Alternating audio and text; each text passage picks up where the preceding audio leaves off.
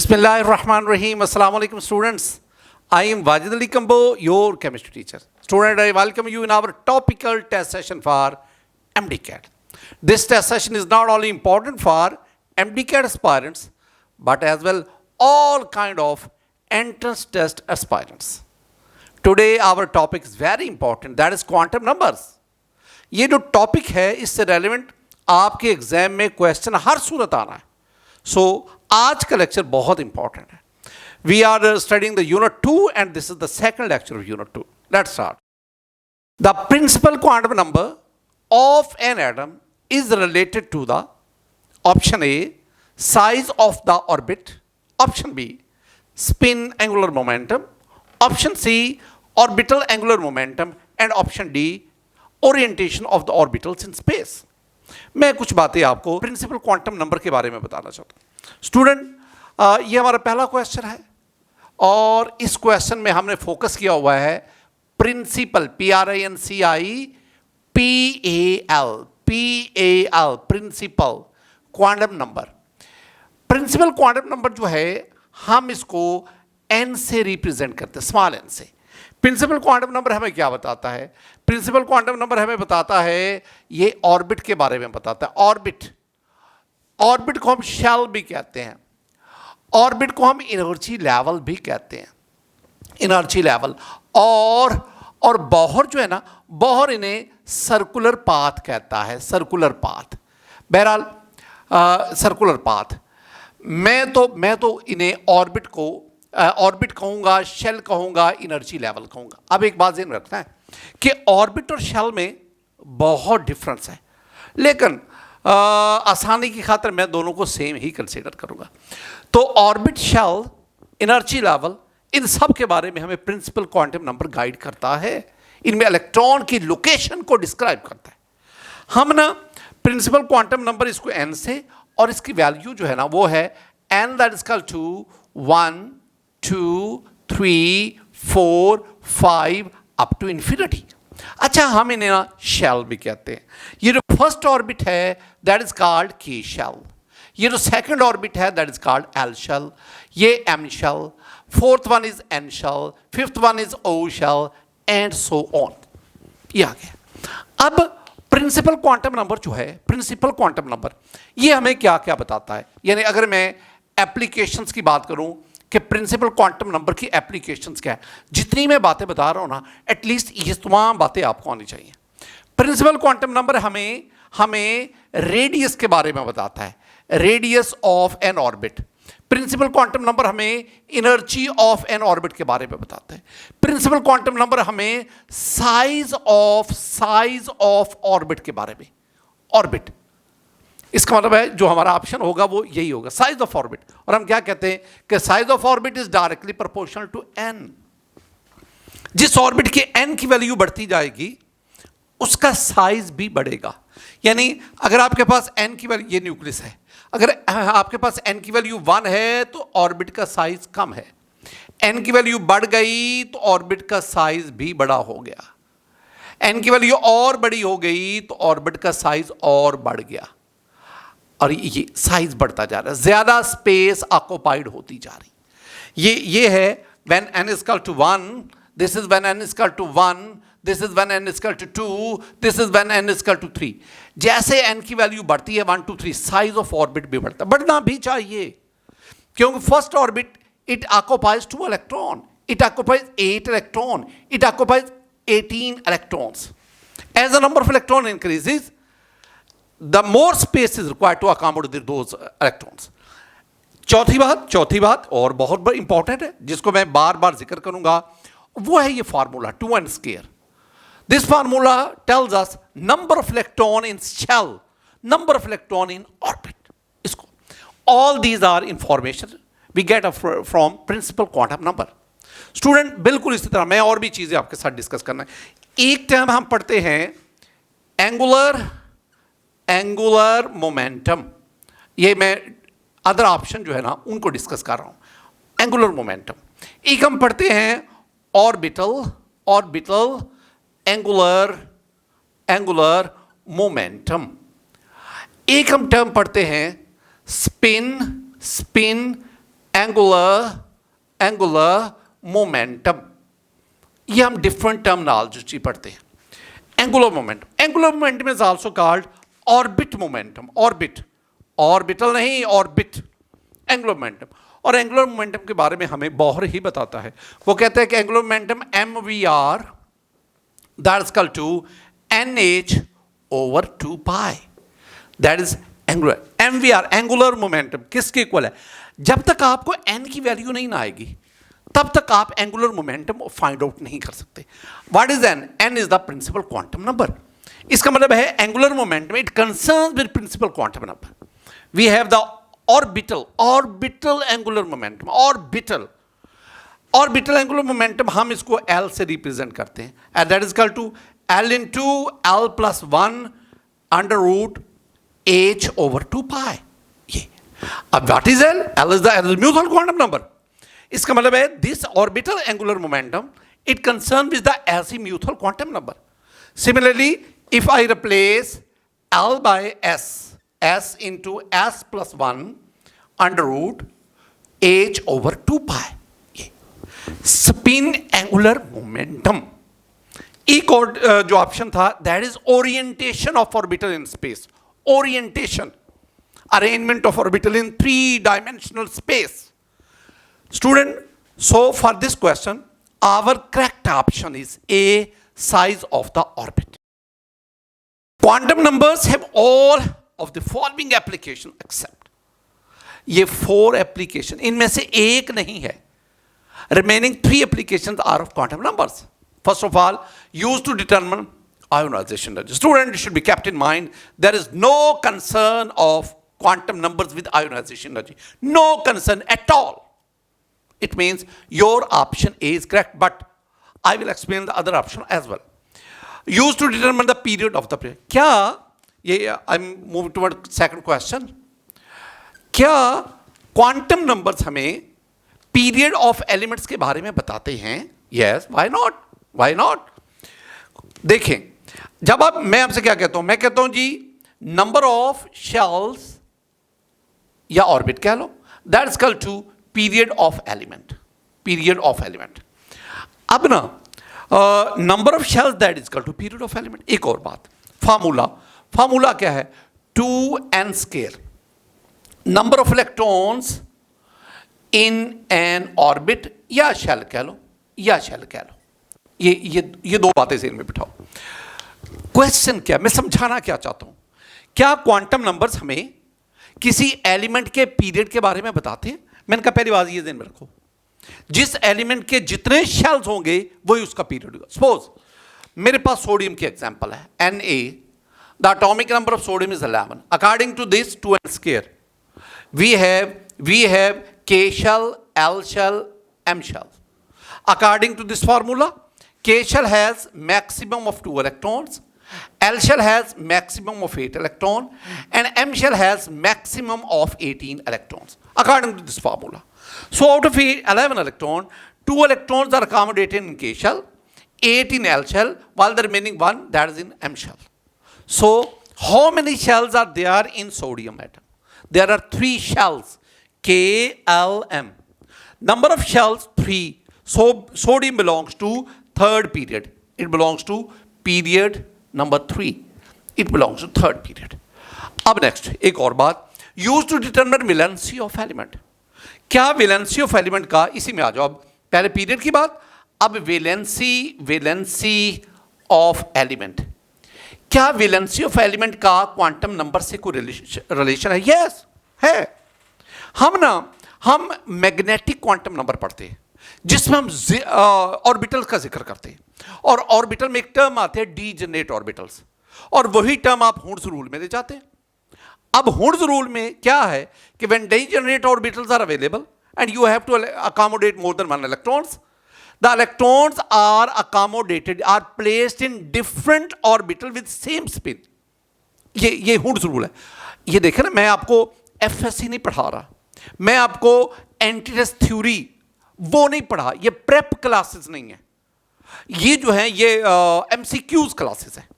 इसका मतलब है जितनी मैं बातें बोल रहा हूं इन पे आपकी पहले ग्रिप होगी, बेसिक नॉलेज होगा, फिर मैं अपनी बात आपको समझा सकूंगा। इसका मतलब है वैलेंसी क्या होता है, वेरी सिंपल। एक तो हम कहते हैं ना valency, that is the combining. Valency simple क्या है, कंबाइनिंग कैपेसिटी या एबिलिटी, कह लो ability of an atom with other, that is called the valency. एक और भी है, number of unpaired electron in the valence shell. दूसरी बात क्या आ गई, मैंने क्या कहा, that is number of unpaired electrons in valence shell. In valence shell में VS लिख दिया, वैलेंस शेल। ये मुझे कैसे पता चलेगा कि वैलेंस शेल में इलेक्ट्रॉन की तादाद कितनी है? ये तभी मुझे पता चलेगा जब मैं किसी एटम की ऑर्बिटल लेवल पर इलेक्ट्रॉनिक कॉन्फ़िगरेशन करूंगा। जब मैं एटम की ऑर्बिटल लेवल पर हुर्ट्ज रूल को बेस बनाकर जब इलेक्ट्रॉनिक कॉन्फ़िगरेशन करूंगा तो मेरे पास नंबर ऑफ अनपेयर्ड इलेक्ट्रॉन आएंगे, और नंबर ऑफ अनपेयर्ड इलेक्ट्रॉन उसको काउंट करके मैं आपको वैलेंसी बताऊंगा। अब आप कहेंगे जी इन सब बातों का क्वांटम नंबर से क्या रिलेशन है? क्यों नहीं है? डीजेनरेसी का रूल नहीं है, और डीजेनरेसी रूल को कौन एक्सप्लेन करता है? मैग्नेटिक क्वांटम नंबर ही तो एक्सप्लेन करता है। स्टूडेंट आगे next point, we have group number of an element, group number of an element. क्या group number of an element का किसी क्वांटम नंबर से रिलेशन है? Yes. What is group number? How can we determine the group number? Very simple, group number is actually the number of electron present, the number of valence electron, simply the number of valence electron.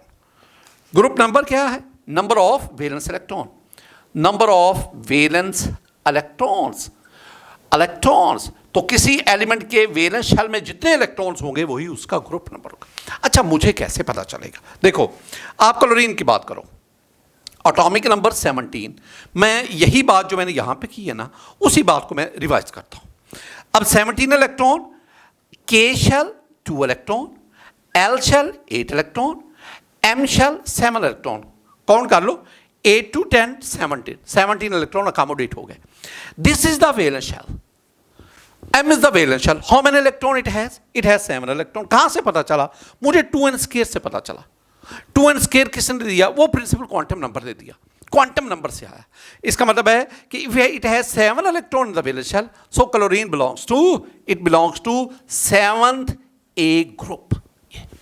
तो इसका मतलब क्या हुआ? इसका मतलब है period, इसका मतलब है वैलेंसी, इसका मतलब है ग्रुप्स। ये तमाम information they are obtain from quantum numbers. So your answer should be used to determine ionisation energy.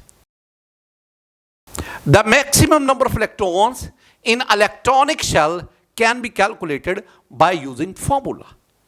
सुनना बात स्टूडेंट, मेरे पास ये क्वेश्चन आ गया, मैं एक नहीं कई बातें आपको समझाऊंगा। मैक्सिमम नंबर ऑफ इलेक्ट्रॉन्स, मैं इलेक्ट्रॉन्स वैसे तो ये नेगेटिव ही लिखना होता है, लेकिन मैं पूरा लिख देता हूं। Maximum number of electrons. अब जरा सुनना मैं क्या कहना चाहता हूं। मैक्सिमम नंबर ऑफ इलेक्ट्रॉन्स, पहली बात इन अ शेल जिसे मैं ऑर्बिट कह रहा हूं, किसी ऑर्बिट में या शेल में मैक्सिमम नंबर ऑफ इलेक्ट्रॉन का फार्मूला। नंबर 2, इन अ सब शेल। मैं सब शेल कहूंगा, मैं सब लेवल कहूंगा। और maximum number of electron in an orbital. ये 3 चीजों से वास्ता पड़ता है ना, शेल, सब शेल, ऑर्बिटल। अब इनमें मैक्सिमम नंबर ऑफ इलेक्ट्रॉन का formula very simple. Maximum number of electron in a shell, that is 2n²। What is n? n is principal quantum number. According to this formula, अगर आप K shell, L shell, M shell, N shell and so on, अगर आप इनकी बात करें, for K shell you have n is equal to 1, for L shell you have n is equal to 2, for M shell you have n is equal to 3, for N shell you have n is equal to 4. अब आप इसको यहां पे put करो तो आपके पास K में maximum electron 2, L में 8 इलेक्ट्रॉन, M में 18 इलेक्ट्रॉन, काउंट कर लो, n में 4 4 4 ज़ा 16 2 ज़ा 32, इट हैज़ 32। और अगर मैं O की बात करूं उसमें 5, O के लिए n की वैल्यू 5 5 5 ज़ा 25 25 2 ज़ा 50। तो उसमें ये जो मैं लिखता हूं ना, ये है मैक्सिमम, यानी L में मैक्सिमम 8 आ सकते हैं। हाँ 7 आ जाएं, 6 आ जाएं, 5 आ जाए वो ठीक है, 9 नहीं आ सकते, 10 नहीं आ सकते, मैक्सिमम। अब आ जाए number of electron, maximum electron in a subshell. इसके लिए you have the formula 2 into 2L plus 1। अच्छा, इसको यूं भी लिखा जा सकता है 2 2 4 4L प्लस 2 1 2। ये भी दोनों में से जो है ये फार्मूला हमें क्या बताता है, ये किसी भी सबशेल में मैक्सिमम नंबर ऑफ इलेक्ट्रॉन। मतलब आपके पास सबशेल कौन से, हमारे पास सबशेल है, मैं यहीं पे अकोमोडेट करूंगा L। हमारे पास सबशेल है S S P D F। अच्छा, S के लिए L की वैल्यू क्या है, हम कहते हैं जी S के लिए L की वैल्यू 0 है, P के लिए L की वैल्यू 1 है, D के लिए L की वैल्यू 2 है, F के लिए L की वैल्यू 3 है। ये मैंने लिख दी। अब अगर आप L की वैल्यू 0 रखेंगे, 4 0 0 0 plus 2 that's 2, it has maximum 2 electron. P के लिए L की वैल्यू 1, या मान लीजिए 4 1 4 4 1 4 4 plus 2 6, it has maximum 6 electron.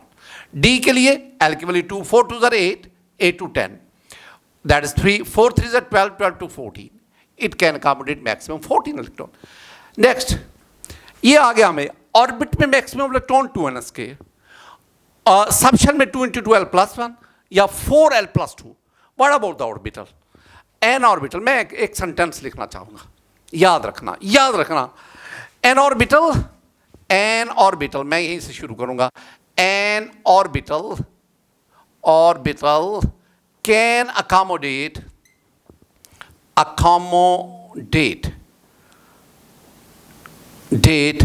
maximum of 2 electrons with opposite spin।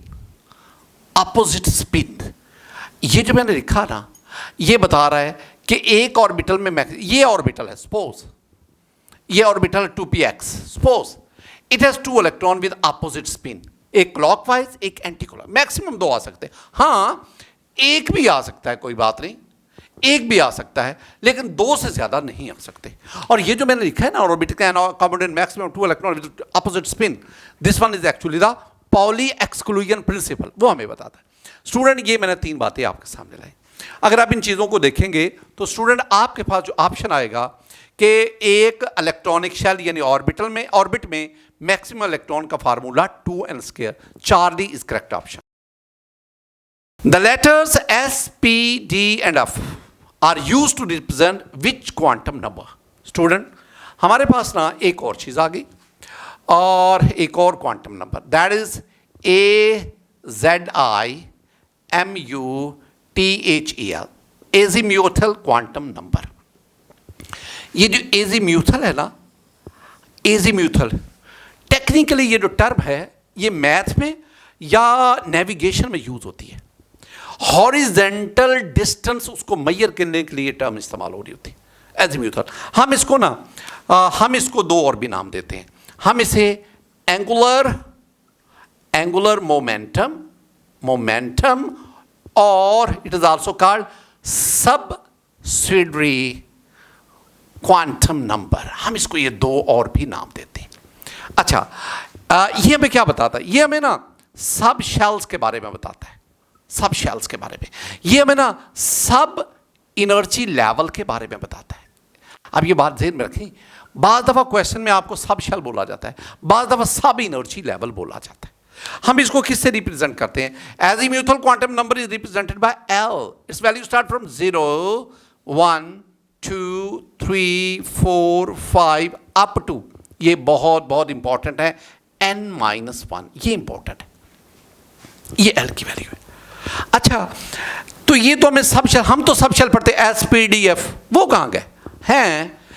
जब L की वैल्यू 0 होगी, this one is S sub shell, L की वैल्यू 1 होगी तो this is P sub shell, L की वैल्यू 2 होगी तो this is D sub shell, L की वैल्यू 3 होगी तो एफ सब शेल, एल की वैल्यू 4 होगी जी सब शेल, एफ की एल की वैल्यू 5 होगी एच सब शेल एंड सो ऑन। जो हमारे पीरियोडिक टेबल में एग्जिस्टिंग एलिमेंट है उन तक सिर्फ अभी ये 4 जो एस पी डी एफ सब शेल्स अकोमोडेट होते हैं। ये भी हैं, शायद आने वाले वक्त में इनकी भी जरूरत पड़ जाए। फिलहाल जी और एच और आगे ये थ्योरेटिकली हैं, ये जस्ट फॉर थ्योरी, और ये जो पहले 4 they are practically they are used. Student ये हमारे पास आगे सब शेल्स है। अब इसके बारे में आप देख लें कि ये सारे सब शेल का कोर्स। अच्छा, इसमें एक और भी वाज़ेह है, ये जो सब शेल्स आ गए ना एसपीडी, इनके नाम भी हैं। S stand for sharp, P for principal, D for diffuse, F for fundamental. इन चारों के बारे में हमारे पास इंफॉर्मेशन है। स्टूडेंट आपके पास है ये जो एस पी डी एफ है, ये रिप्रेजेंट करते हैं azimuthal quantum number C. Which of the following statement is correct about azimuthal quantum number? पहले ऑप्शन देख लें। It is represented by L, yes. It gives shapes of the orbital, yes. It is used to represent the subshell, yes. और all of these. So option is all of these, correct option is all of these, लेकिन मैं explain करूंगा। Student मैंने कुछ बातें आपको बता दी azimuthal quantum number. एक मैं खास बात करना चाहता हूं, जरा समझने की कोशिश करना। जब आप ना किसी भी एटम का स्पेक्ट्रम लेते हैं ना, suppose this one is the spectrum of hydrogen, ये हाइड्रोजन का स्पेक्ट्रम है। इसमें स्टूडेंट ये मैंने ये एटॉमिक स्पेक्ट्रम की बात कर रहा हूं। मैं अपनी गुफ्तगू को उतना ही जितना आपका लेवल है, एटॉमिक स्पेक्ट्रम के बारे में मैं आपको कुछ बातें बता रहा हूं। इसमें ना ये लाइंस आती हैं, ये these are called spectral lines. Spectral ये लाइंस आ गई, दीज आर स्पेक्ट्रल लाइंस। इसमें से कुछ हमें नजर नहीं आती, डेफिनेटली वो विजिबल रीजन में नहीं है, वो IRUV किसी और रीजन में होंगी। कुछ को हमारी आंखें देख सकती हैं, that lies in the visible region. एक को मैं क्या बोलता हूं? Spectral line. And this group of spectral line is called spectral series. Hydrogen spectrum में आप पढ़ते हैं ना, various spectral series, Lyman series, Balmer series, Paschen, Brackett, Pfund, Humphreys, these are various series, spectral series in hydrogen spectrum. अब ये एक को spectral line, one is spectral line and group of spectral lines called spectral series. अब ये जो spectral line है ना, it gives us the concept of orbit, shell, energy level. ये एक लाइन स्पेक्ट्रल लाइन, ये हमें ऑर्बिट शेल एनर्जी लेवल का। अगर आप इसी स्पेक्ट्रम को हाई रिजॉल्विंग पावर स्पेक्ट्रोमीटर से देखें, हाई रिजॉल्विंग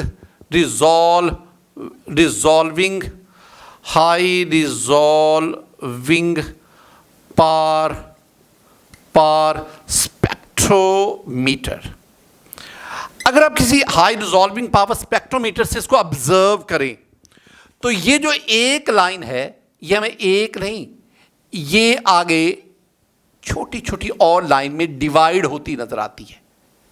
ये जो लाइंस आ गई ना, इनको हम कहते हैं, दो नाम देते हैं हम इनको, फाइन और मल्टीपल स्ट्रक्चर्स कहते हैं।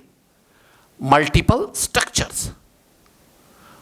स्ट्रक्चर ये बिल्कुल उसी तरह है कि आप बहुत बुलंदी पे हैं तो आप नीचे मोटरवे को देखेंगे तो आपको वो एक सड़क नजर आती है, एक सड़क। लेकिन जब आप क्लोज आ जाते हैं by using high resolving spectrometer, जब क्लोज आ जाते हैं तो वो एक सड़क कई लेन्स में डिवाइड होती नजर आती। तो ये वाली स्पेक्ट्रल लाइन ऑर्बिट, और उसके अंदर वो रास्ते जहां इलेक्ट्रॉन मूव करते हैं, हम उनको फाइन और मल्टीपल स्ट्रक्चर कहते हैं। एक्चुअली दीज फाइन और multiple structure are the sub shell, they are the sub energy. यानी ये क्या है? ये सब शेल और सब एनर्जी लेवल होते हैं। अच्छा, अब ये एजीम्यूथल क्वांटम नंबर, इसके एप्लीकेशंस क्या हैं? पहली बात एजीम्यूथल क्वांटम नंबर हमें number of sub shells in a shell, एक शेल में सब शेल कितने होते हैं, तो वो तो कहते हैं वेरी सिंपल, किसी भी शेल में सब शेल की तादाद वैल्यू ऑफ n के बराबर होती है। आपके पास मैं वैल्यू ऑफ n की बात करता हूं। फिर मैं शेल्स साथ लिखता जाऊंगा और उसमें मैं फिर सब शेल्स का जिक्र करता जाऊंगा। मैं कहना क्या चाहता हूं, जरा सुनना। अगर आपके पास n की वैल्यू 1 है, इसका मतलब है आई एम टॉकिंग अबाउट के शेल। अब इसमें सब शेल कितने होंगे? वो कहते हैं जितनी इसकी n की वैल्यू होगी, n की वैल्यू एक, इसमें एक सब शेल होगा एंड दैट इज s। आपके पास n की value 2, that is I am talking about the l shell. l shell, second shell l। l में कितने सब शेल्स हैं? l के लिए n की वैल्यू क्या है? 2, तो उसमें 2 सब शेल्स होंगे। कौन कौन से? एक है s और दूसरा क्या है? p। अब मेरे पास आ गया number 3, I am talking about m shell, third shell, m shell. How many subshell it has? It depends upon the value of n. n has 3 value. 3. It has 3 subshells. S, P, D. I'm talking about number 4. That is n shell. It has 4 subshell. S, P, D, F. एक तो गुफ्तगू करने का ये अंदाज है, ये अंदाज है। इस बात को आपने समझना है। एक और भी अंदाज आपने ना, एस के साथ 1 1 2 3 4, ये 2 3 4, ये आपका 3 4 और ये 4। अब एक बार नोट करना, बड़ी खूबसूरत बात, वो भी एमसीक्यू पूछा जाता है। देखो 1s एग्जिस्ट, 2 3 4 5 6 7 ये exist, 1p does not exist, 2p 3p 4 exist, D 1D does not exist, 2D does not exist। D कहाँ से स्टार्ट होगा? 3 से। 3D 4D 5D ये एग्जिस्ट करते। What about your opinion about 4F? Is 4F is 1F exist? No, it does not exist। 2F 3F no, 1F 2F 3F they do not exist। हाँ 4F does exist, ये exist करता है। अब ये बातें आपके ज़हन में आनी चाहिए। अब मैंने तो ये डायरेक्ट लिख दिया ना, आप इन सब को L की वैल्यू के साथ कोरिलेट कर सकते। अब देखो ना, जब n 1 होगा, जब n 1 होगा तो L की वैल्यू क्या होगी? बड़ी खूबसूरत बात कर रहा हूं। जब n 1 होगा तो L की वैल्यू क्या होगी? तो n की जगह पे 1 पुट करें, 1 - 1 दैट इज इक्वल टू 0, तो L की वैल्यू 0 होगी। जब L की वैल्यू 0 होगी तो दैट इज S। जब n 2 होगा, जब n 2 होगा तो what will be the value of L? या 2 - 1 दैट इज इक्वल टू 1, तो L की वैल्यू 1 तक होगी, यानी 0 भी होगी और 1 भी होगी। L की 2 वैल्यूज होंगी, 0 भी और 1 भी। और जब आप n is equal to 4, 4 - 1 that is equal to 3, तो क्या मतलब इसका? L की वैल्यू 3 तक होगी, यानी S भी होगा, P भी होगा, D भी होगा, S भी होगा, P भी होगा, D भी होगा, F भी होगा। अच्छा, दूसरी बात जो हमें बताता है वो है, मैंने अभी ऊपर बात भी की कि हमें ना number of electrons in a subshell, subshells में इलेक्ट्रॉन्स की तादाद, और वो फार्मूला क्या है? 2 × 2l + 1। तीसरी बात जो हमें पता चलती है दैट इज नंबर 3 पे, शेप्स ऑफ सबशेल्स। मैं आप एक और भी चीज़ यहाँ पे ऐड करूँगा, मैं सबशेल्स के साथ साथ यहाँ पे ना ऑर्बिटल्स की भी बात करूँगा। ऑर्बिटल्स, मैं इनको कुछ देर के लिए ऑर्बिटल्स भी कहूँगा। तो शेप्स ऑफ सबशेल्स, इसके मुताबिक जो आपके पास एस सबशेल है, S subshell it has spherically symmetrical, and for P subshell it has dumbbell shape, and for D subshell it has sausage shape, and for F subshell you have the complicated shape. This one is, student, all these information we get from azimuthal quantum number. Your answer is all of these. In a chromium atom, how many electrons have 0 azimuthal quantum number? दो बातें एक तो बात आ गई ना कि we are talking about chromium atom, और फिर उसमें बताना है कि azimuthal quantum number 0 किन का है? 0 azimuthal quantum number 0 किसका है? azimuthal quantum number 0 means ये S सबशेल की बात होगी, जब L 0 होगा तो किसी की बात हो रही है? एस सब shell. L azimuthal quantum number और 0 एस सब शेल की बात हो। तो वो कह रहे हैं कि क्रोमियम एटम में कितने इलेक्ट्रॉन, उनका L की वैल्यू 0 है। अब एक बात इनमें बिठानी, ये एंटी टेस्ट के लिए बहुत बहुत यूजफुल है, और वो ये है कि आपको हाइड्रोजन जिसका एटॉमिक नंबर 1 है, इससे लेकर जिंक तक Zn जिसका एटॉमिक नंबर 30 है, एटलीस्ट मैं एटलीस्ट की टर्म यूज कर रहा हूं, कम से कम आपको इतने एलिमेंट्स के नाम, उनका एटॉमिक नंबर आने होंगे, वरना बात नहीं बनेगी। Hydrogen, helium, lithium, beryllium, boron, carbon, सब की एक तरतीब आनी चाहिए। आपको वो जो 3D सीरीज है, शक्ति, वीकर, मेनूफी, कूनी, कजन, सब की तरतीब आनी चाहिए। एलिमेंट्स के सिंबल, एलिमेंट के एटॉमिक नंबर, सब आपकी फिंगर टिप्स पे होंगे, तब बात बनेंगे, अदरवाइज नहीं। अब उसने क्रोमियम कहा, एटॉमिक नंबर नहीं दिया। क्रोमियम और कॉपर, ये तो मशहूर जमाना है ना। Chromium, the atomic number of chromium is 24। अब हम इसके इलेक्ट्रॉनिक कॉन्फ़िगरेशन करते हैं। 1s2 2s2 2p6 3s2 3p6।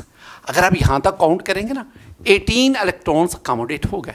और इसके बाद अब हमारे पास ना 4s1, आप जानते हैं ना कि इसमें अब नॉर्मल इलेक्ट्रॉनिक कॉन्फ़िगरेशन शो करता है, क्रोमियम और कॉपर, और इसके जो है 3D, इसमें 5 इलेक्ट्रॉन आते हैं।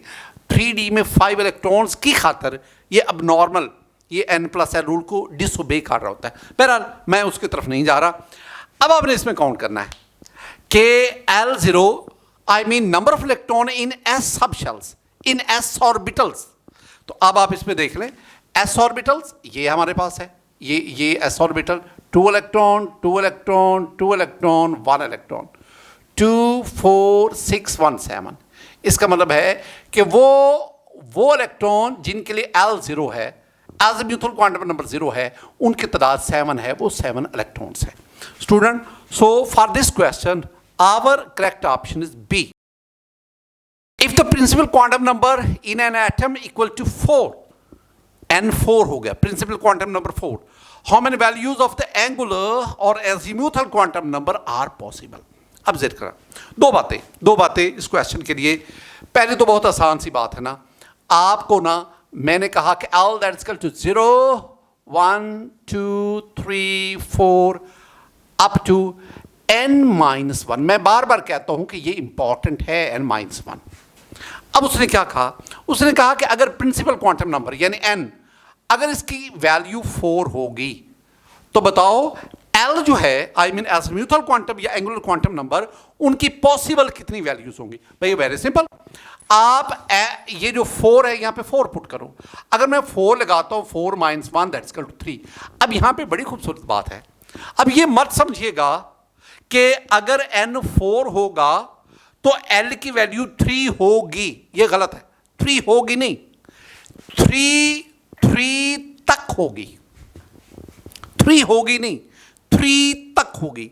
यानी L की वैल्यू 0 भी होगी, L की वैल्यू 1 भी होगी, L की वैल्यू 2 भी होगी, और L की वैल्यू 3। तो L की कितनी वैल्यूज होंगी? 1 2 3 4। तो L की 4 पॉसिबल वैल्यूज होंगी। So for this question our option B 4 is correct. What is the lowest value of n that allows G orbital to exist? सुनना, इसी से ही हम इसको सॉल्व करने की कोशिश करते हैं। देखो, अगर L0 होता है, L0 है तो ये S, L1 है तो ये P, L2 है तो ये D, L3 है तो ये F, L4 है तो ये G। अब ना दो बात, एक तो है ना मैं इस फार्मूला को इस्तेमाल करता हूं, एंड पे मैंने कंक्लूड करना है। वही बात अगर आपने ज़हन में बिठा ली ना तो वो कई चीज़ों पे शॉर्टकट अप्लाई होती है। सुनना, अब देखो L की वैल्यू जब 4 होगी तो we are talking about the G orbital, G sub shell, इसके बारे में। अब L की वैल्यू 4 कब होगी? वो तब होगी जब n की वैल्यू क्या होगी? 5 होगी। अब n की वैल्यू आप 5 रखें, यहां 5 से एक माइनस करेंगे तो आपके पास क्या आएगा? 4 आएगा। इसका मतलब है आपका आंसर क्या आया कि जब n की वैल्यू यानी प्रिंसिपल क्वांटम नंबर की वैल्यू 5 होगी तो फिर L की मैक्सिमम वैल्यू क्या होगी? 4 होगी। यानी n अगर 5 होगा तो L की मैक्सिमम हाईएस्ट वैल्यू वो क्या होगी, 4 होगी। यानी N से L एक कम होता है। अगर N 5 होगा तो L 5 तक नहीं होगा, L मैक्सिमम का। अच्छा जरा मुझे बताओ, अगर N 4 होगा तो L की मैक्सिमम हाईएस्ट वैल्यू कहां तक होगी, 4 से माइनस करो 3 तक। अगर L 2 होगा तो बताओ, N 2 होगा, सॉरी, अगर N 2 होगा तो बताओ L की हाईएस्ट वैल्यू क्या होगी, तो इसके लिए इसकी हाईएस्ट वैल्यू जो है वो 1 होगी। ये ज़हन में रखना है। ये जो मैं एंड पे बोल रहा हूं ना कि N की वैल्यू L से एक डिजिट बड़ी होती है, ज्यादा होती है, इसको आपने ज़हन में बिठाना है। तो इस क्वेश्चन के लिए हमारा आंसर क्या है कि N 5 होगा तो फिर आपके पास G ऑर्बिटल सबशेल होगा जिसके लिए L की वैल्यू आपके पास 4 आती है। So for this question our answer that is C5। The formula used to find out number of electrons in a subshell। तो ये पहले बात हो चुकी है कि अगर आप नंबर ऑफ इलेक्ट्रॉन्स मैं पहले भी बता चुका हूं, अगर आप ऑर्बिट की बात करते हैं, मैं दोबारा ये लिख रहा हूं, अगर आप ऑर्बिट की बात करते हैं, अगर आप शेल की बात करते हैं तो आपके पास फार्मूला क्या है, 2n²। अगर आप सब शेल्स की बात करते हैं, सब शेल्स जिन्हें हम सब एनर्जी लेवल भी कहते हैं, सब एनर्जी लेवल, तो फिर आपके पास फार्मूला क्या है, मैं लिखा 2 × 2l+1, या आप किसको क्या लिख सकते हैं, 2 × 4 4l+2। और अगर आप ऑर्बिटल की बात करते हैं, N orbital can accommodate maximum of 2 electrons with opposite spin, तो ऑर्बिटल में मैक्सिमम 2 आ सकते हैं, उसके लिए किसी फार्मूला की कोई जरूरत नहीं। Student, so for this question your answer is 2 × 2l+1। When the value of a azimuthal quantum number is 3, L is equal to 3, L is equal to 3, I'm talking about F subshell, the maximum and the minimum value of spin multiplicities are। ये दो बातें आ गई, दो बातें, ये नई बात है आपके लिए। अगर एजीम्यूथल क्वांटम नंबर की वैल्यू होगी 3, अब जब एजीम्यूथल क्वांटम ने पहले सिंपल सी बात है, मैं एक ना कॉन्टेक्स्ट डेवलप कर लूं। अगर L की वैल्यू होगी 3, इसका मतलब है आई एम टॉकिंग अबाउट, अगर L 0 होगा तो S 1 होगा तो P 2 होगा तो D 3 होगा तो F, यानी आई am talking about F subshell. अब एक और चीज खूबसूरत इसी के अंदर से, अगर आपके पास F सबशेल है, how many possible orientation it has, यानी इसके कितने ऑर्बिटल्स होते हैं। अगर आप ऑर्बिटल जानना चाहते हैं तो उसके लिए मेरे पास फार्मूला है 2l+। ये जो मैं सारी बातें लिखता हूं ना फार्मूलाज, ये मैं अभी नहीं इनको बना रहा, ये नहीं कि मैं लेक्चर के दौरान इनको कंस्ट्रक्ट करते जा रहा हूं और इसको मैंने ये सारी बातें लेक्चर्स के अंदर, जो आप मेरे लेक्चर देखते हैं MD CAT के देखते हैं या FSC पे, तो उन सब में मैं ये चीज़ें इनकी बेस बताता हूं। अब इसका मतलब है कि F सब शेल के ऑर्बिटल्स कितने होंगे, यहां आप 3 पुट करें, 3 × 2 = 6, 6 × 1 = 7, इसका मतलब इट हैज 7 ऑर्बिटल्स। तो F सब शेल के 7 ऑर्बिटल्स है। मेरे पास ना ये 7 ऑर्बिटल्स आ गए, ये 7 ऑर्बिटल्स ये आ गए 1 2 3 4 5 6 and 7, ये 7 ऑर्बिटल्स हैं। अब नेक्स्ट क्या है कि मुझे हमें आप बताएं ये स्पिन मल्टीप्लिसिटीज मैक्सिमम कितनी है, मिनिमम कितनी है। मैं आपको ना स्पिन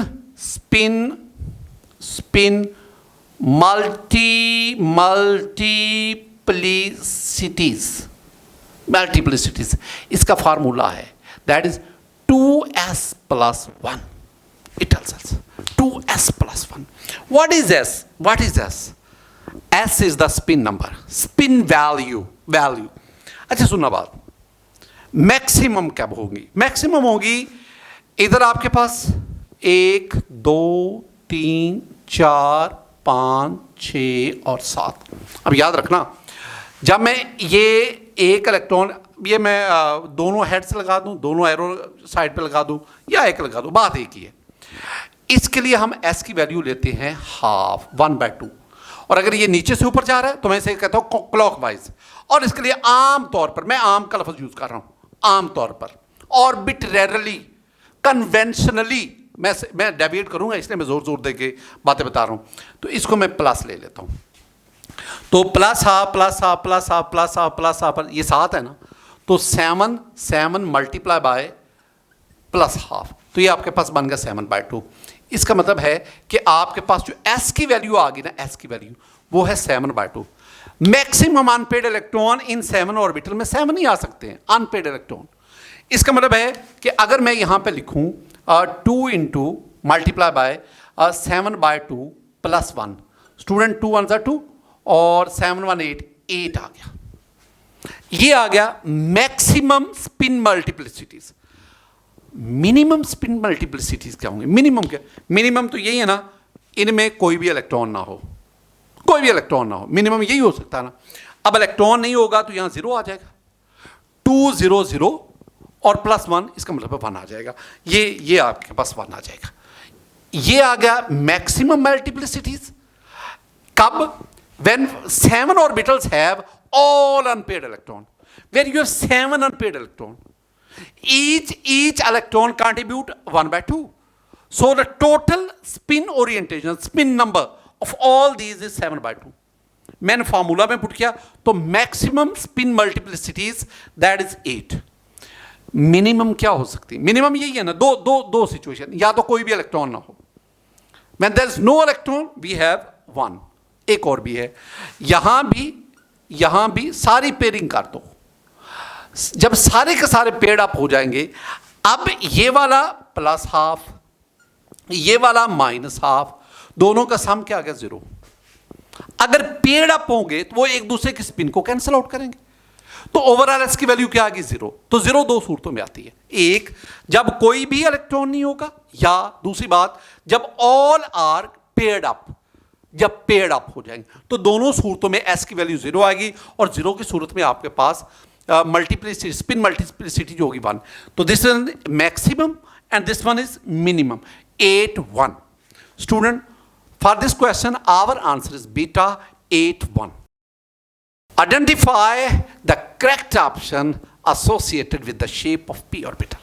ये जो क्वेश्चन आपके सामने है ना, ये कुछ अर्सा पहले एमडी कैट में पूछा गया। अब इसमें ऑप्शन ए को देखेगा ना, that is S subshell, that is spherical symmetrical. अगर आप बीटा पे देखेंगे ना, तो आपको पता है ना कि पी और पी 3 ऑर्बिटल होते हैं, P X P Y P Z, तो ये पी जी है, तो this is the P orbital. Charlie पे जाएंगे, वो डी के वी हैव 5 ऑर्बिटल, उसमें से एक D X square minus 5 square, and for C we have D Z square. इसका मतलब है जो ए है वो एस ऑर्बिटल है, बीटा जो है वो पी ऑर्बिटल है, चार्ली और डेल्टा जो है they are D orbitals. So our option is beta. Which of the following quantum number tells us about the orientation of atomic orbitals? Student, हमारे पास ना मैं यहीं पे इसको अकोमोडेट करने की कोशिश करूंगा। हमारे पास एक क्वांटम नंबर आ गया, that is magnetic quantum number, magnetic quantum number हम इसको ना एम से रिप्रेजेंट करते हैं, स्मॉल एम से। Magnetic quantum number tells us about orbital. Magnetic quantum number tells us about spatial orientation. इसका मतलब है कि मैग्नेटिक क्वांटम नंबर हमें orbitals, the other name of orbitals spatial oriented, orbital also called a wave function, spatial orientation and orbital, एक ही इसके मानी होते हैं। So for this question, the correct option is Charlie magnetic quantum number. Degenerate orbitals are those that contain same. Option A, wave function, beta orientation, Charlie energy, and delta, that is shape. Very simple. Degenerate orbitals are those orbitals which possess same energy. अब आप wave function की बात करेंगे ना, wave function is the mathematical symbol of orbital. What about orientation? Orientation is the arrangement of orbitals in 3-dimensional space. Arrangement of orbitals with respect to each other, that's called the orientation. And the energy, the orbitals having same energy, they are called the degenerate orbital. Px, Py, Pz, they are degenerate orbital because they have same energy and shape that has no concern with the degeneracy. The number of orbitals present in a sub-level is given by the formula.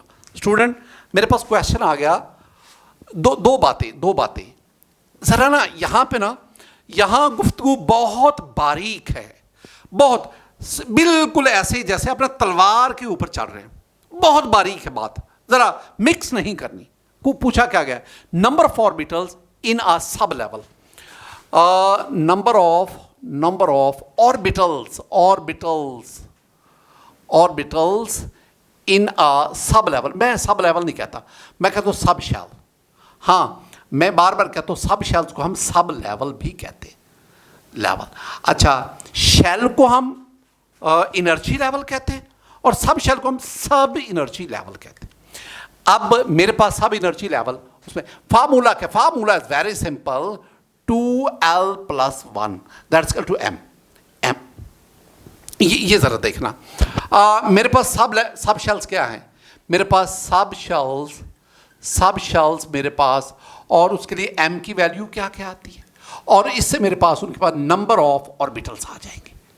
Orbitals, बड़ी खूबसूरत गुफ्तगू कि अगर आपके पास S sub shell है, P sub shell है, D sub shell है, F सब शेल है, अगर मैं कहूं कि S सब शेल, इसमें ऑर्बिटल्स कितने हैं, तो आप कहेंगे S के लिए L की वैल्यू बताएं, वो जो 0 है, यहां 0 पुट करो, 2 0 0 0 + 1 दैट्स इक्वल टू 1। तो M की एक वैल्यू आती, एक, और वो जो M की वैल्यू आती है ना एक, वो पता है क्या होती है, वो वैल्यू होती है 0।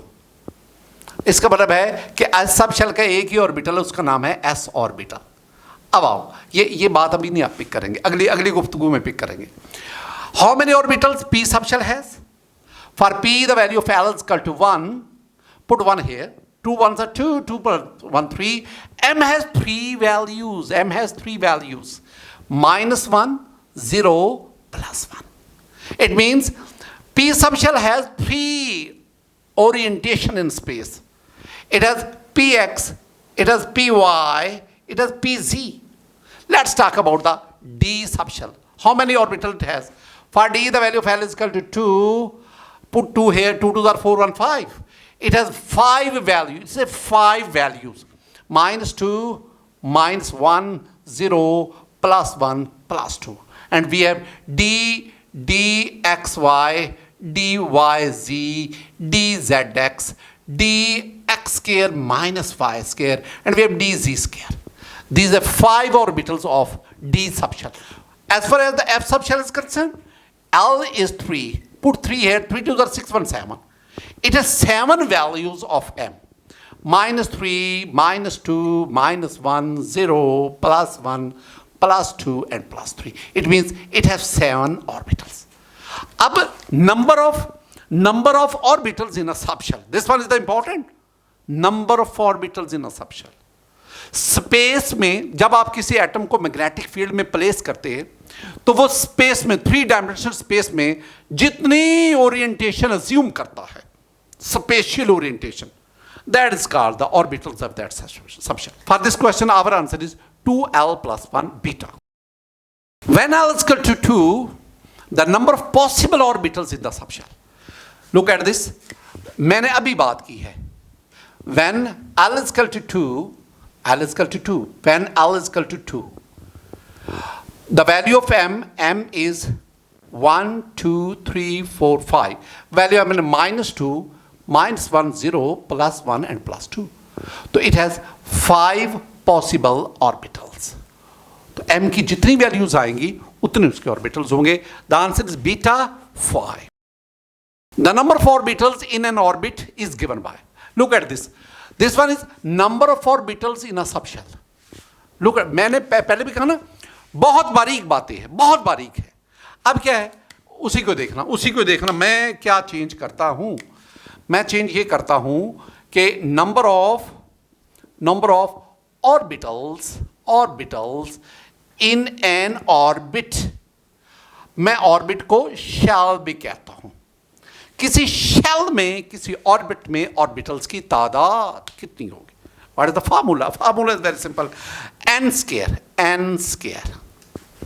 अच्छा जी, क्या मतलब? अगर मैं जानना चाहूं कि फर्स्ट ऑर्बिट जिसे हम के शेल कहते हैं, इसमें ऑर्बिटल कितने होंगे, तो वो कहते हैं यहां 1 पुट करो, 1 का स्क्वायर 1, तो इसमें एक ही ऑर्बिटल होगा और वो एस होगा, 1s।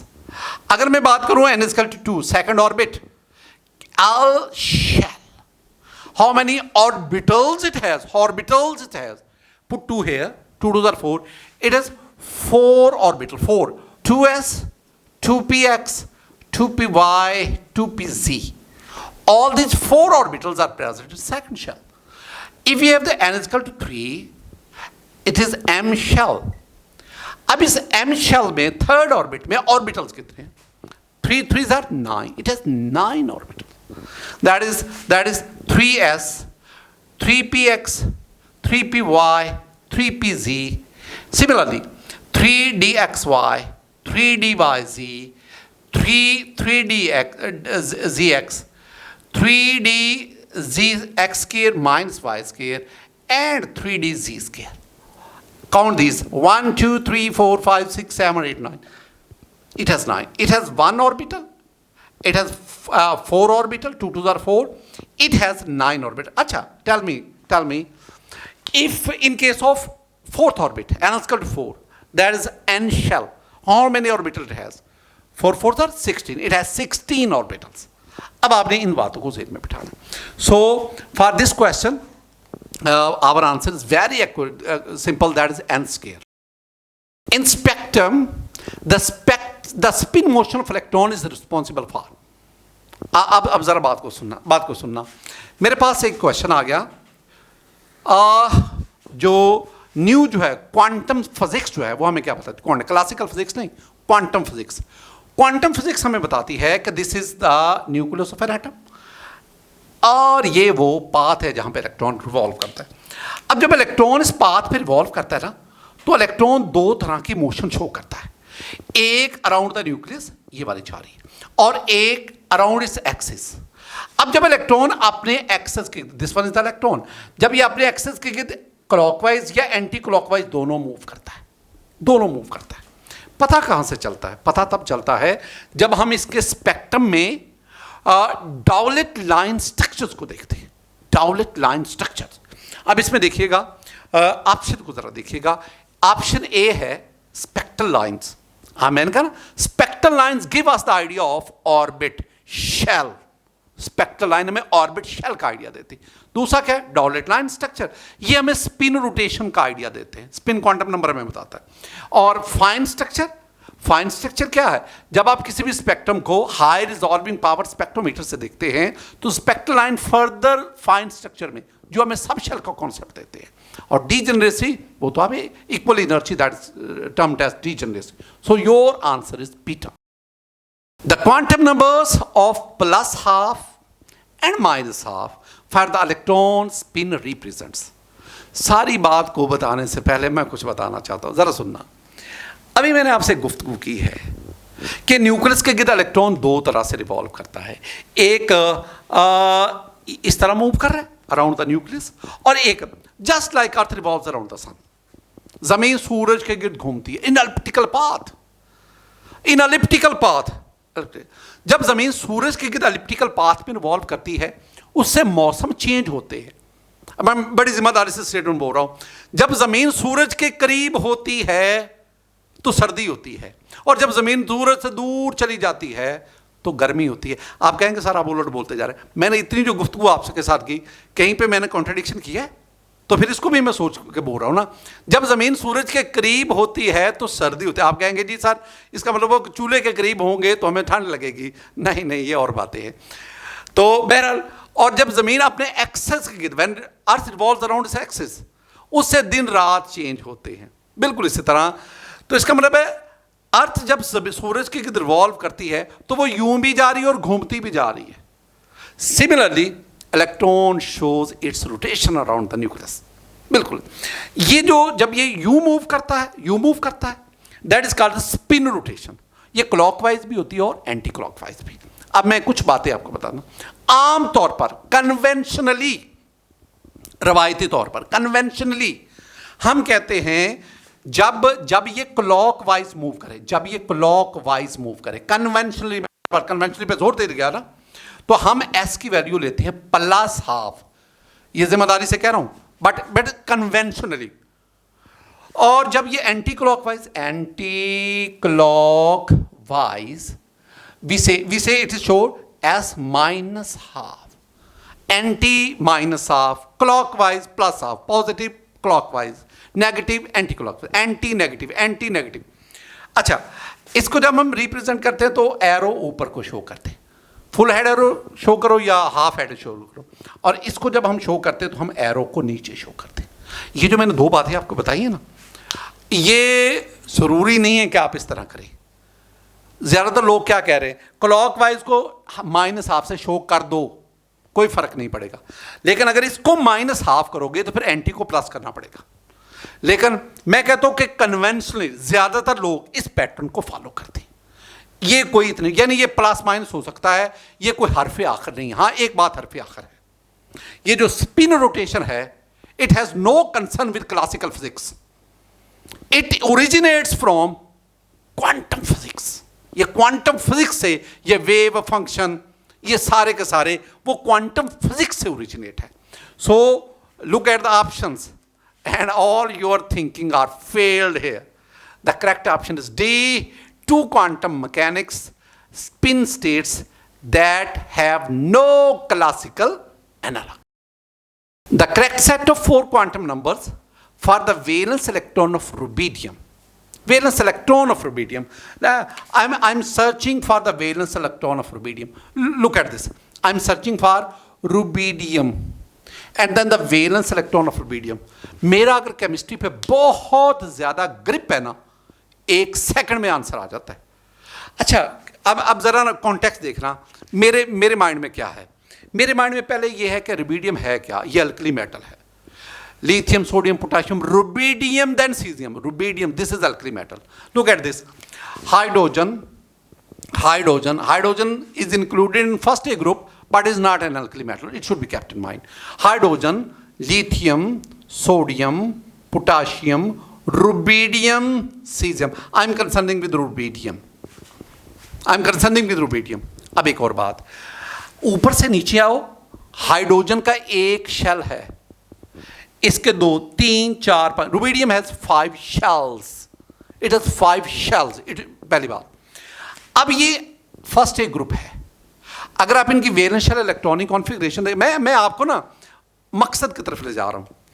तो अगर आप, ये फर्स्ट ए ग्रुप है, अगर आप इनकी वैलेंस शेल इलेक्ट्रॉनिक कॉन्फ़िगरेशन देखेंगे तो इनकी वैलेंस शेल इलेक्ट्रॉनिक कॉन्फ़िगरेशन है NS1। तो ये जो रुबिडियम है, इसके मैंने कितने कहे शेल कहे, 5। कैसे पता चला? इसका एक shell first period, 2 shell, 3 shell, 4 shell, 5 shell. तो रुबिडियम के 5 हैं। आप इसका एटॉमिक नंबर भी देखेंगे, 37 दिया है। अब 37 जो एटॉमिक नंबर है उसको आप डिवाइड कर लो, 2, 8, 8, 18, 18, वो उसको डिवाइड कर लें तो आपको पता चलेगा कि इसका जो वैलेंस शेल है ना, वैलेंस शेल, वो आपके पास आ रहा है 5s1। अच्छा, मैंने 5 कहां से लिया? 5 मैंने इसके नंबर ऑफ पीरियड को लिया। Number of period is equal to number of shell, तो n की वैल्यू आ गई 5। ये S1 कहां से आया?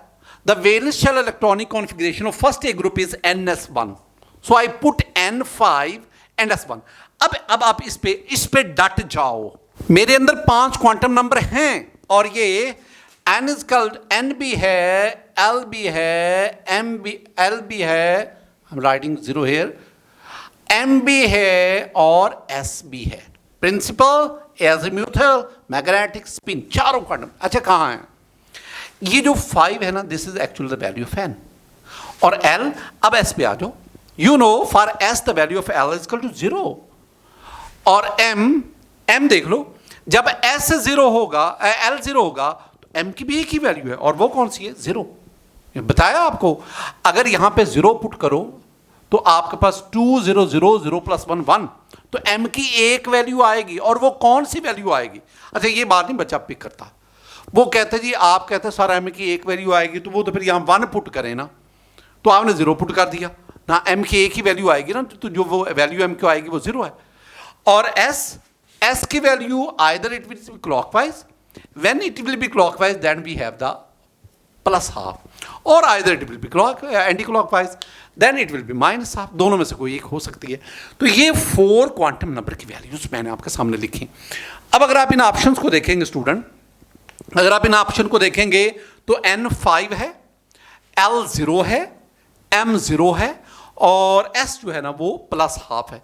So your option A is correct. Which of the following sets of quantum numbers is correct for an electron in 4f orbital? Look at this. Look at this. We have 4f और इसमें एक electron है। तो 4f orbital में electron है और उनके ना क्वांटम, इसमें एक इलेक्ट्रॉन, ये इलेक्ट्रॉन आ गया 4f, मैंने बना दिया। अब आपने क्या बताना है? आपने बताना है इसके लिए n की वैल्यू, आपने बताना है इसके लिए l की वैल्यू, आपने बताना है इसके लिए m की वैल्यू, और आपने इसके लिए s की वैल्यू। अच्छा, दो तो बहुत सिंपल है ना। ये जो 4 है this is actually the value of n 4। अब अगली बात, ये जो s है इसके लिए इसकी वैल्यू क्या होगी? या ये प्लस हाफ होगा या ये माइनस हाफ होगा। ये दो चीजें आई। अब एक और भी बात, अब आपने देखना है कि अगर 4 है तो l की वैल्यू क्या आ सकती है। आप देखो, जब आप कहते हैं कि f है, f तो f के लिए आपको पता है ना कि f के लिए l की वैल्यू हम क्या लेते हैं 3। अब ये जो मैं लिखता हूं ना, ये मैं बार बार फिर 0 से शुरू नहीं कर सकता। s होगा तो 0, p होगा 1, d होगा 2, और अगर f होगा तो l की वैल्यू क्या आ गई 3। तो l की वैल्यू आपके पास क्या आ गई 3। अब अगली बात, m की वैल्यू क्या होगी? ये आपने फार्मूला पढ़ा नहीं है, m that is equal to 2l plus 1। अब यहां पे l लगाओ 3 2 6 6 1 7, m की 7 वैल्यूज आएंगी, और वो कौन कौन सी आएंगी? वो आएंगी -3, -2, -1, 0, +1, +2 एंड +3। तो इनमें से कोई एक होगी। अब कौन सी होगी वो आप ऑप्शन पे चले जाएं। अगर आप ऑप्शन को स्टूडेंट देखेंगे ना, तो आपके ऑप्शंस में l इक्वल टू 4, जब n इक्वल टू 4, जब आप n 4 कहते हैं ना तो ऑप्शन बी नेगेट हो गया। और दूसरा l इक्वल टू 3, जब आप l 3 कहते हैं तो फिर आपके पास ऑप्शन डी भी नेगेट हो गया, यानी बीटा डेल्टा दोनों नेगेट हो गए। कंपटीशन किस में आ गया? अल्फा और चार्ली में। और अगर आप m इक्वल टू +4 कहते हैं तो +4 तो इसमें है ही नहीं, तो इसका मतलब है अल्फा भी नेगेट हो गया। So your correct option is Charlie. What 3 numbers indicate respectively the number of electrons in the 3px, 3py, 3pz orbitals of sulfur? मैं ना यहाँ क्वेश्चन में सल्फर है सिर्फ कंफ्यूज करने के लिए। Sulphur atomic number 16, it has 3 orbitals, 3px, 3py and 3pz। अब मैंने क्या इसमें फाइंड आउट करना है? मैंने 3 चीज़ों को फाइंड आउट करना है। मैंने फाइंड आउट करना है n, मैंने फाइंड आउट करना है l, मैंने फाइंड आउट करना है m। अब इसमें सुनना, अगर आप इसमें n देखना चाहते हैं तो this one is the n, this one is the n। 3 l देखना है, आपको पता है ना, for p sub shell the value of l is equal to 1, ये पहले पता है आपको। और अगर m देखना है तो m की इसके लिए एक के लिए m होगा -1, एक के लिए 0, एक के लिए होगा +1। आमतौर पर ये -1 होता है px के लिए, 0 होता है pz के लिए, और +1 होता है py के लिए। तो आपके पास ये 3, इनमें से जो पॉसिबल आपका आंसर बनता है उसको देख लें। अगर आप इसमें देखेंगे तो मेरे पास जो है ऑप्शन, मेरे पास जो ऑप्शन इसमें आएगा दैट इज, अगर हम सी को देखेंगे उसमें n equal to 3, l equal to 0, no. D को मैं देखता हूँ n equal to 3, l equal to 1, m equal to 1। That is correct. It means your D option is correct. Which of the following set of 4 quantum numbers is correct? कौन सा set इसमें correct है? पहले एक general सी बात है, मैं थोड़ी सी बातें आपको बताते चलूं। स्टूडेंट, जब हम कहते हैं n इक्वल टू 2, अब इसके लिए जो l है वो या 0 होगा या 1 होगा, या 0 होगा, क्योंकि l की वैल्यू 1 कम आती है। और जब ये l तो ये आ गया, और अगर मैं m की बात करूं तो m की जो वैल्यू है ना, अगर इसकी बात करें तो वो 0 ही आती है। और अगर ये L1 होगा तो इसका मतलब है P है, और P के लिए आपके पास वैल्यू -1, 0 और +1 आती है। और S की अगर मैं बात करूं, S में तो वो आपको पता है या आएगी +½ या आएगी -½ ये चीज़ें। अब मैं ना मेथड ऑफ नेगेशन यहाँ पे यूज़ करता हूँ कि कौन सा ऑप्शन नहीं हो सकता और क्यों नहीं हो सकता, वो तो साफ मैंने आपके साथ डिस्कस किया। देखें, आपके पास ऑप्शन ए है n = 2, l = 1, लेकिन m-2 नहीं आ सकता। अगर L1 होगा तो आपके पास m -1, 0 +1 होगा। दूसरी बात, अगर आप दूसरी चीज देखेंगे तो आपके पास बीटा n = 2, l नो n2 है तो l2 आ ही नहीं सकता। L1 होगा या L0 होगा। चार्ली पे जाओ, n = 2, l = -2, no at all. And we have the third, n = 2, yes, l = 1, okay, m = 0, and s +½ So D option is absolutely right. Which of the following is proper order of characteristic feature of quantum numbers? What is the order of quantum numbers? Principal, azimuthal, magnetic, spin. Principal quantum number tells us the size, azimuthal tells us the shape, and magnetic tells us the orientation. So the option should be size, shape, and orientation. Your answer is A. A is correct here. Student, all this is about the quantum numbers. मेरे पास जितने भी quantum number से possible MCQs थे वे मैं आपके सामने लाया। मैंने तमाम एंट्रेंस पेपर उनको छाना, एक एक चीज़ को वहाँ से लिया, और इसी तरह वो बुक्स जिनसे पॉसिबली आपके MD कैट के क्वेश्चन बनते हैं, मैंने उन बुक्स से भी जो चीज़ें मुझे अवेलेबल थी आपके लेवल तक, MD कैट लेवल तक, नम्स के लेवल तक, ईटा के लेवल तक, आगा खां के लेवल तक, वो सारी की सारी मैंने इसमें इंक्लूड की। आखिर में मेरी दुआएं सिर्फ आपके लिए होती हैं कि अल्लाह ताला आप पर फजल फरमाए, अल्लाह ताला आपसे खुश हो, हम सब से अल्लाह ताला की ज़ात खुश हो। इल्म फैलाने के इस अमल में आप मेरे साथ। अस्सलामु अलैकुम व रहमतुल्लाह।